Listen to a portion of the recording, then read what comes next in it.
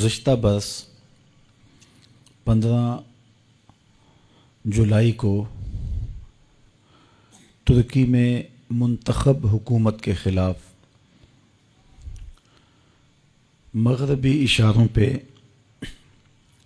فوجی بغاوت کی گئی، جس کو وہاں کی غیور عوام نے بھرپور مزاحمت کے ساتھ کچل دیا، اور یہ ایک شاندار اقدام تھا ترک قوم کا۔ اس سلسلے میں بہت سارے لوگ ٹینکوں تلے روندے بھی گئے اور انہوں نے قربانیاں بھی پیش کی۔ ایک سال گزرنے کے بعد اس دن کو ترک سربراہ رجب طیب اردگان نے کسی اور طرح کے جشن کی صورت میں منانے کی بجائے شہداء کے لیے 1,00,000 مرتبہ قرآن مجید کا ہدیہ پیش کرنے اور درود و سلام کی محافل منعقد کرنے کی اپنی قوم کو تلقین کی۔ تو آج سارا دن قرآن مجید کی تلاوت چلتی رہی اور درود و سلام کا ہدیہ بارگاہ رسالت مآب صلی اللہ علیہ وآلہ وسلم میں پیش کیا جاتا رہا۔ ابھی تک یہ سلسلہ وہاں ترکی میں جاری ہے۔ ترکوں کے ساتھ پورے عالم اسلام کے دل دھڑکتے ہیں، اس لیے کہ انہوں نے ایک طویل عرصہ عالم اسلام کی قیادت کی، اور جب ترک حکمران تھے تو امت مسلمہ باوقار زندگی گزار رہی تھی، لیکن پھر اغیار کی سازشوں نے مسلمانوں کو تقسیم کرنے کے لیے جغرافیائی تعصب کو ابھارا۔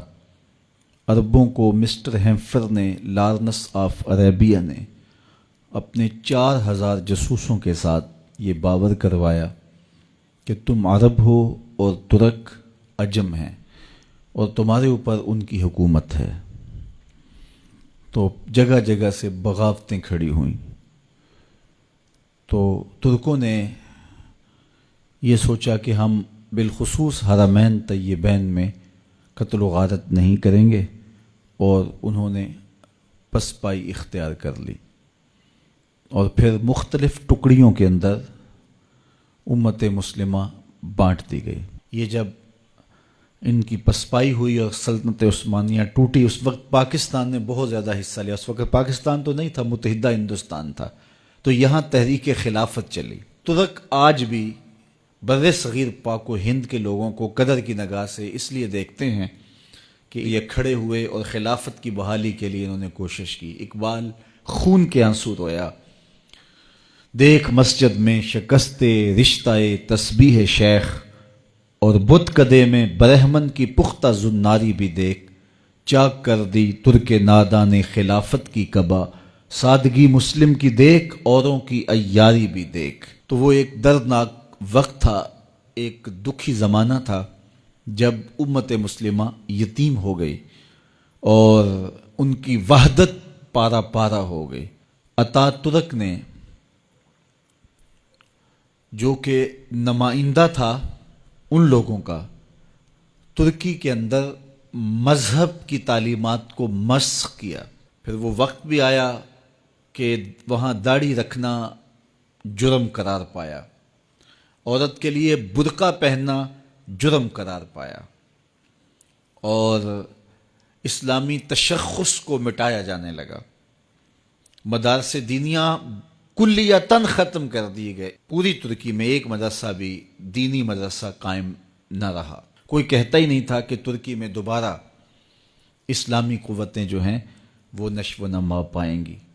لیکن پھر آہستہ آہستہ اللہ تعالیٰ نے ترکوں کے دل میں اسلام کی جو محبت کا فطری جذبہ تھا اس کو اجاگر کیا۔ انہوں نے اپنے آپ کو مضبوط کیا، اپنی معیشت کو مضبوط کیا، اور دینی جذبوں کو اس طرح نئی نسل کے اندر کوٹ کوٹ کے بھرا کہ پھر اللہ تعالیٰ جل شانہ نے جو ہے وہ رجب طیب اردگان کی صورت کے اندر ان کو ایک ایسا لیڈر دیا کہ جنہوں نے اپنی قوم کو پاؤں پہ کھڑا کر دیا اور ان کے اسلامی تشخص کو جو ہے وہ ابھارا اور کھڑا کیا. تو وہ ترکی جو سیکولر بن چکا تھا دوبارہ مذہب کی طرف گامزن ہوا، اور اب جو غیر مسلم طاقتیں ہیں ایک آنکھ نہیں بھاتا ان کو طیب رجب اردگان، اس لیے کہ یہ اپنی قوم کو اسلام کی حقیقی روح کی طرف لے جا رہا ہے.